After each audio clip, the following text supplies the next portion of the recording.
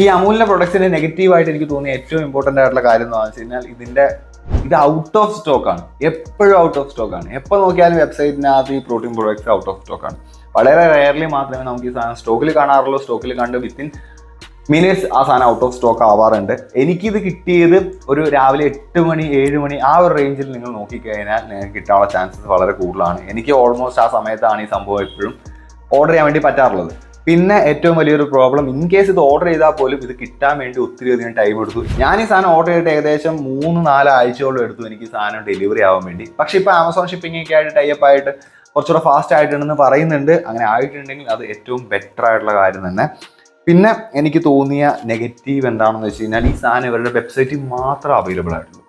വേറെ എങ്ങും ഷോപ്പുകളിലോ എങ്ങും ഈ സാധനം അവൈലബിൾ അല്ല.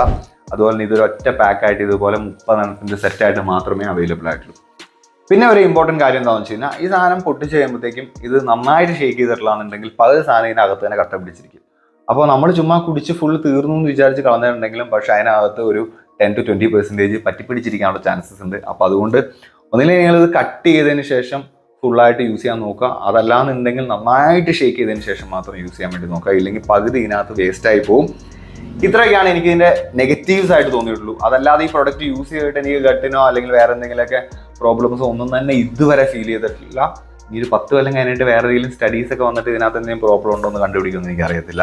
ആൻഡ് റീസെൻ്റ്ലി ഇതിൻ്റെ റിലേറ്റഡ് ആയിട്ടുള്ള ലാബ് ടെസ്റ്റും റിപ്പോർട്ടുകളും കാര്യങ്ങളൊക്കെ യൂട്യൂബേഴ്സ് പലരും ചെയ്തിട്ടുണ്ടായിരുന്നു. എല്ലാത്തിനും പോസിറ്റീവായിട്ടുള്ള കാര്യങ്ങൾ തന്നെയാണ് പറയുന്നത്.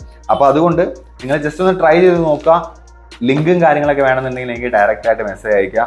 ആൻഡ് ഇതുപോലുള്ള കൂടുതൽ വീഡിയോസിനായിട്ട് ഫോളോ ചെയ്യുക.